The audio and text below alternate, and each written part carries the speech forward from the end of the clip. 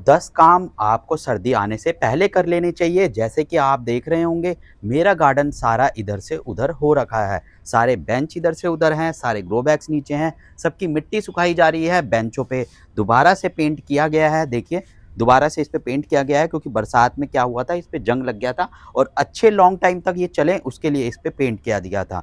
और देखेंगे नई मिट्टी बनाई जा रही है, ग्रो बैग में मिट्टी भरी गई है। जो पुरानी मिट्टी थी ग्रो बैग्स में, उनको सुखा के वापस से ग्रो बैग में नई मिट्टी बनाई गई है। तो 10 ज़रूरी काम जो कि आपको सर्दियों से पहले करने चाहिए, वो आज की वीडियो में डिस्कशन करेंगे और मैं आपको बताऊंगा कि वो कौन से 10 काम हैं जो कि आपको सर्दियों आने से पहले कर लेने चाहिए। अगर मेरे चैनल पे पहली बार आ रहे हैं तो मेरे चैनल को सब्सक्राइब कीजिएगा और बेल आइकन को जरूर प्रेस कीजिएगा। तो सबसे पहले सर्दियों का शेड्यूल बनाना होगा आपको, क्योंकि सर्दियों में क्या होगा कि बहुत सारे पौधे होते हैं जिनको धूप ज़्यादा चाहिए होती है और उस समय क्या होता है, पाला पड़ता है। तो आपको एक ऐसा शेड्यूल बनाना होगा कि कौन से पौधे को हमें धूप में रखना है और कौन से पौधे को छाया में रखना है, कहाँ पे ज़्यादा धूप आती है और उस पौधे को वहीं पे रखना है। तो सबसे पहले तो हमें ध्यान देना है शेड्यूल पर। शेड्यूल बनाना है हमें, कौन सा पौधा लगाना है, हमें कौन सी सब्जियां लगानी है और सीज़न के हिसाब से ये आपको सब्जियां लगानी है। जैसे भिंडी ना लगाएं, टिंडे ना लगाएं, जो सब्जियां सर्दियों की हो वो ही लगाएं। दूसरी बात, किचन वेस्ट खाद बनाएं। खाद बनाने का मकसद ये होता है सर्दियों में, क्योंकि पौधा बहुत ज़्यादा स्ट्रेस में जाता है सर्दियों में। क्यों? क्योंकि क्या होता है, पाला बहुत पड़ता है, ओस जिसे बोलते हैं। उसमें क्या होता है, पौधे की पत्तियां भी मुरझा जाती हैं और पानी ठंडा होता है, ओस भी होती है, हम पानी देते हैं तो पौधा बहुत ज़्यादा स्ट्रेस में चला जाता है। किचन वेस्ट खाद से क्या होता है, क्योंकि वो गर्म होती है, दूसरा उसमें बहुत सारे न्यूट्रिशन होते हैं जो कि हमारी खुद की ऑर्गेनिक होती है। वर्मी कंपोस्ट से इतना ज़्यादा असर नहीं होता है जितना हमारी खुद की खाद बनाते हैं उससे होता है।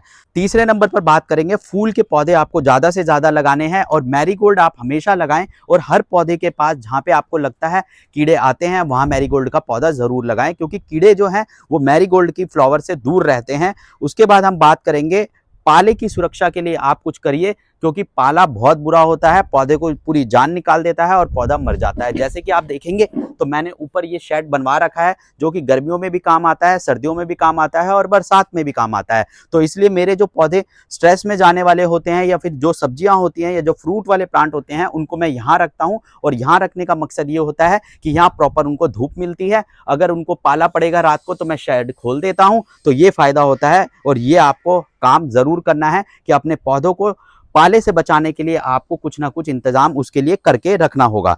उसके बाद बात करेंगे, कीड़ों के बचाव के लिए आपको ज़्यादातर ध्यान देना होगा, क्योंकि क्या होता है, पत्ता गोभी, फूल गोभी, मटर हम सर्दियों में लगाएंगे और इसमें कीड़ों का सबसे ज़्यादा अटैक होता है। इसीलिए जितने भी पेस्टिसाइड होते हैं ऑर्गेनिक, आप उनकी बनाने की तैयारी कीजिएगा, या फिर उसको कैसे बनाना है या फिर क्या क्या बनाना है और किस चीज़ के लिए बनाना है वो आप तैयारी करके रखिएगा। उसके बाद बात करेंगे, पानी कम देना है और सही समय पर देना है। ये गलती आप बिल्कुल ना करिए, क्योंकि क्या होता है, सर्दियों में हम सोचते हैं मिट्टी सूखी है पानी दे देते हैं, फिर हम सोचते हैं शाम हो गई पानी दे देते हैं। ये गलती कभी ना करें, क्योंकि सर्दियों में क्या होता है, रात के समय अपने आप पौधे को पानी मिल जाता है क्योंकि पाला होता है।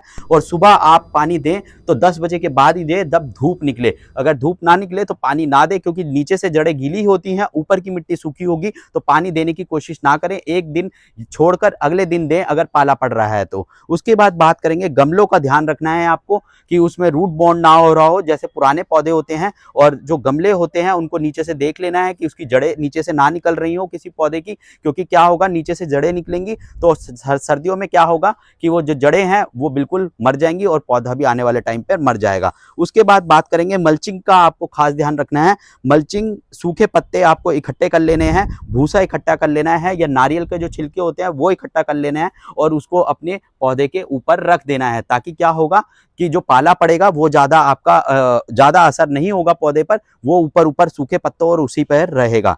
उसके बाद बात करेंगे, सर्दियों की जो सब्जियां आपको लगानी है उसकी तैयारी बिल्कुल कर लीजिएगा, क्योंकि मैंने भी अभी तैयारी कर ली है। मैं आपको दिखाता हूँ, आप देखेंगे तो मैंने पीछे सब कुछ लगा लिया है, स्ट्रॉबेरी भी लगा ली है। सारे मेरे आधे से ज़्यादा जो सब्जियां हैं वो जर्मिनेट हो चुकी हैं, आप देखेंगे।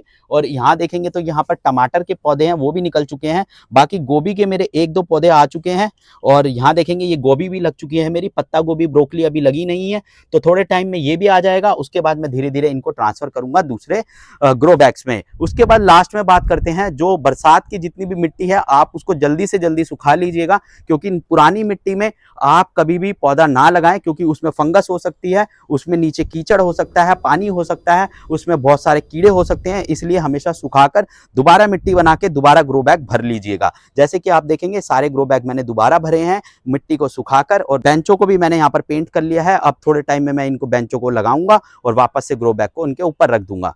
तो वीडियो पसंद आए तो लाइक शेयर एंड सब्सक्राइब कीजिएगा। मिलते हैं नेक्स्ट वीडियो में, तब तक के लिए जय श्री राधे दोस्तों।